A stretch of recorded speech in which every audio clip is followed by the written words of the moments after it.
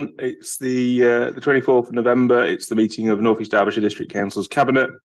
We've got several, I think all Cabinet members in the room today, as well as several officers and some other officers on the screen. I'm not going to go through all the names because there's probably too many of us. I'll move straight on with the business.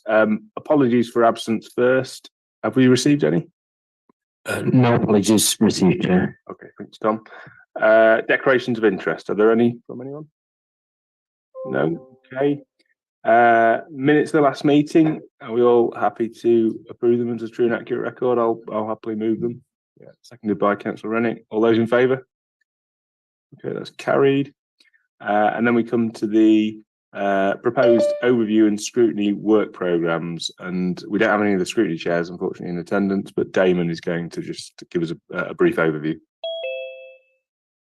Okay, thank you, Chair. So as you say, I'm just presenting this report on behalf of the scrutiny chairs. They've given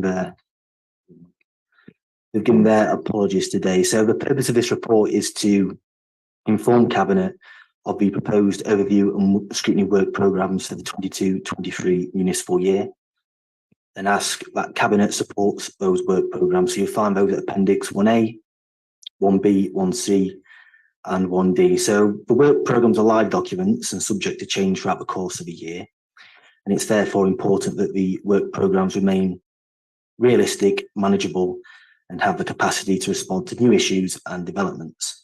So for this reason, the work programmes contain a mix of standalone items and no more than one in-depth piece of work or a scrutiny review.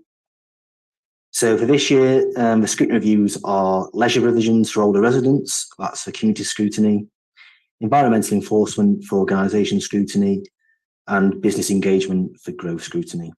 So that's really all there for me to say, Chair, unless any members have any questions. Thanks, Damon. Any questions from anyone? No. I think, are we just asked to note this report? Support. Yeah, to endorse the work programme. Yeah. Chair. Okay, I'll happily move that then. Is there a seconder? Councillor Rennick? All those in favour? Okay, that's carried. Thank you very much. And then we come to the business, the tourism scrutiny review, which I think is under Councillor Kenyon's name. Are you okay to take that, Jeremy? Over to you. Yeah, thank you, Chair. Yes, thank you to the Scrutiny Committee for their report and recommendations. We've worked through them and there are a set of actions from that we can take.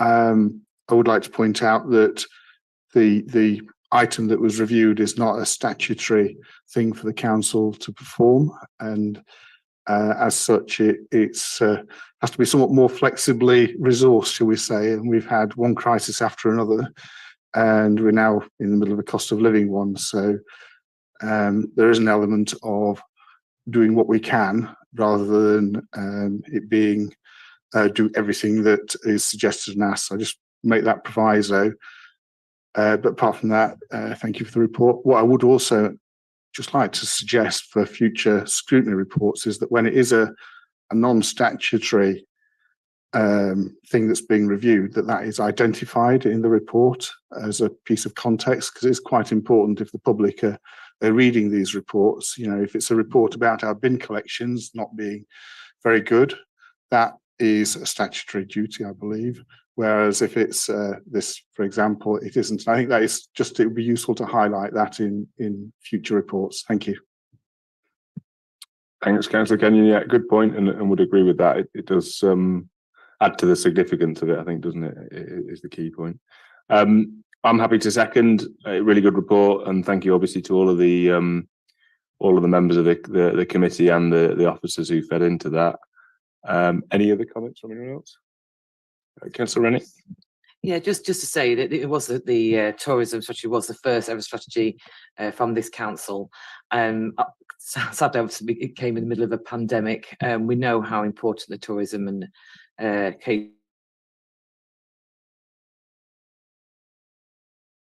so I know we're still committed to doing that. It's just been probably the worst time ever for that industry, and hopefully when that gets back on track, reviewing some of these points will certainly help us in terms of guiding that through the next course.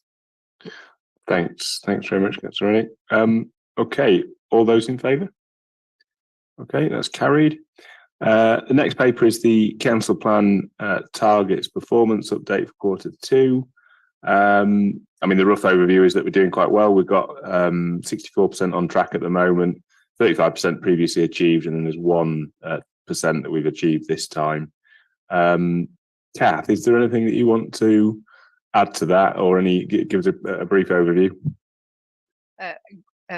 Not so much detail this time, as you quite rightly point out. All targets that are remaining are on track, and we've reported one that we've signed off this time. Obviously, members are aware there's just 6 months left of the current council plan, so lots of the targets that are in there now are ones that we report an annual outturn on, so that's why there's obviously quite a lot of targets still in there, but nothing of concern at this point in time. We know that the cost of living crisis will impact on some of those targets. So, for instance, reducing the leisure subsidy is going to be particularly challenging this year, but members are aware of the context in which the council is trying to deliver the services. So we'll obviously do the updates each quarter, and then obviously there'll be the big refresh going forward after the elections next year.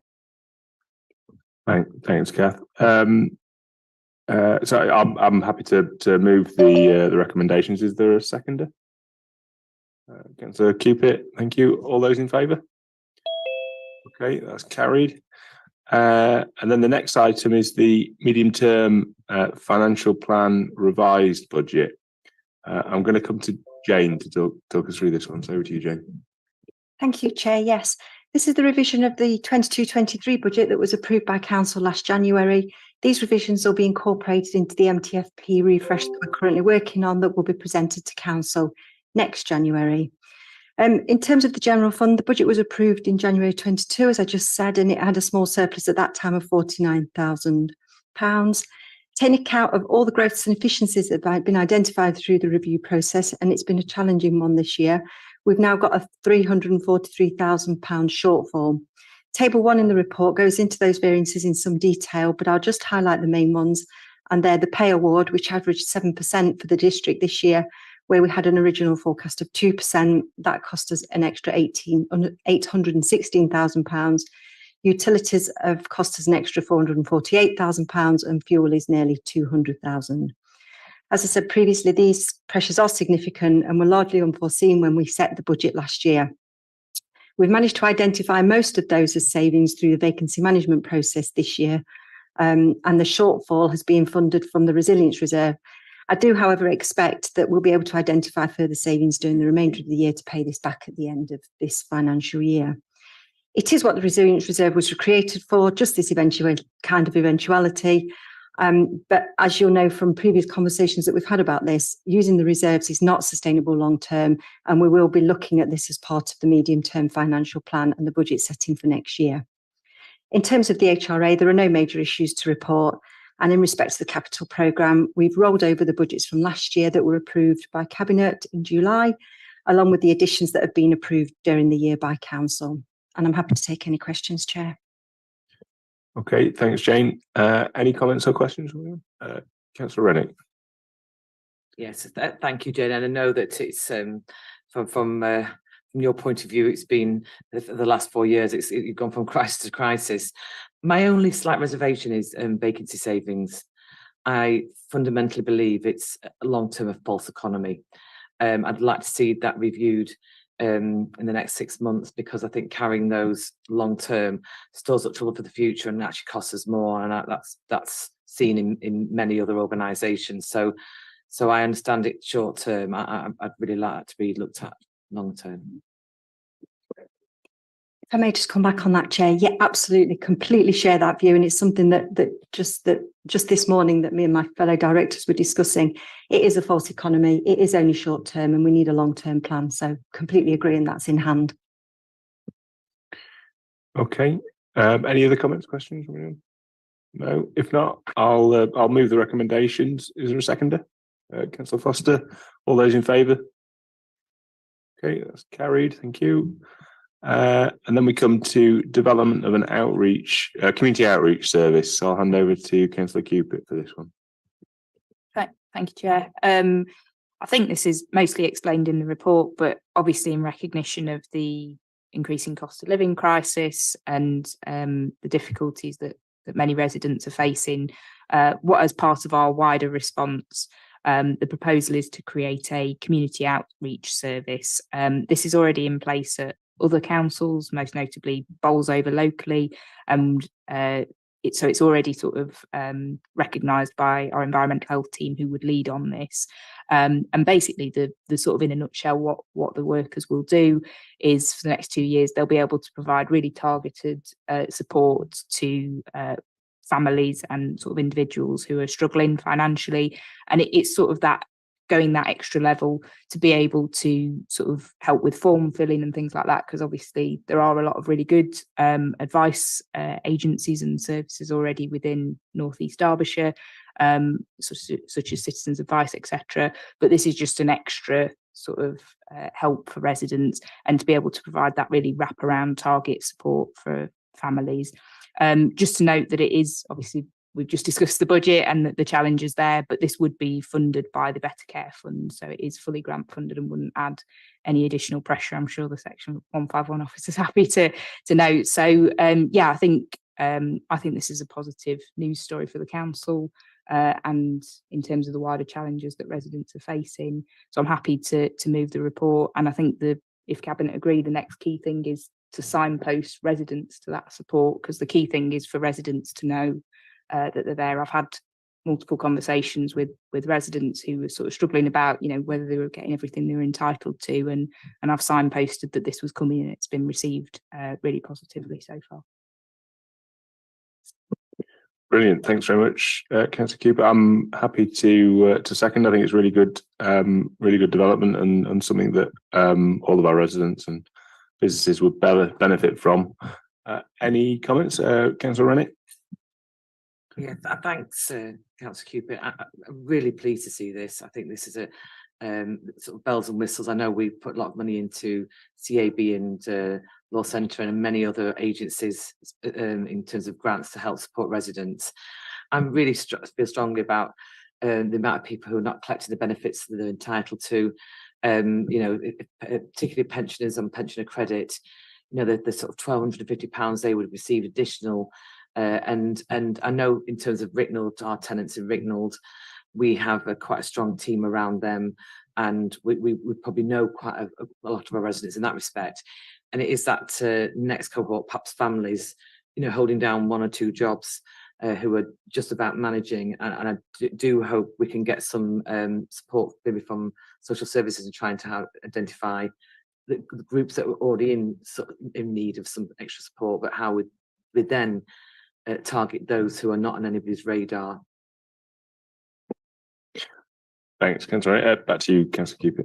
Yeah, completely agree, Councillor Rennick. And I think the idea of citing the team within environmental health is that they do sadly already come into contact with the families who may need it. Well, I say sadly because obviously you shouldn't need it, but that do need it. So they're best placed to be able to signpost in terms of housing issues and things like that as well. And rental issues. So I think that will provide a cohort, and then the next key step is comms to members and to the public so that they know that service is there for them. Thank you very much, Councillor Rennick. Just to add to that, because obviously also we now have the additional responsibility in terms of private landlords. So I think that'd be really another useful tie-in, and perhaps I can forward that to Jane Dethick in terms of catching up with our homelessness strategy as well, because actually all those tie in that homelessness strategy for those who sort of put a few months ago, but that tying in of all the agencies, that joined up thinking, that's where we could really impact one-to-one and try and bring those together. So I see a really useful link to that. Anyway, well done. I think that's a really, really good positive news. Brilliant. Thank you very much. Yeah, absolutely agree. It's been moved and seconded. I think this is a real bit of development and progress for the council, and it really marries in well with our approach to the cost of living crisis and our sort of desire to do absolutely everything we can do as local authorities to support our residents through a really torrid time, to be honest. So yeah, really support this. Really pleased it's come forward. All those in favour? Okay, thank you. That's carried. And then we come to back to the agenda. Any urgent items? There are none, and therefore I'll move on to the exclusion of the public. So I'll move that the public be excluded from the meeting during the discussion of the following items of business to avoid the disclosure to them of exempt information as defined in Part 1, Schedule 12A to the Local Government Act 1972. Yeah, that's it. If we can turn off the live stream then, please.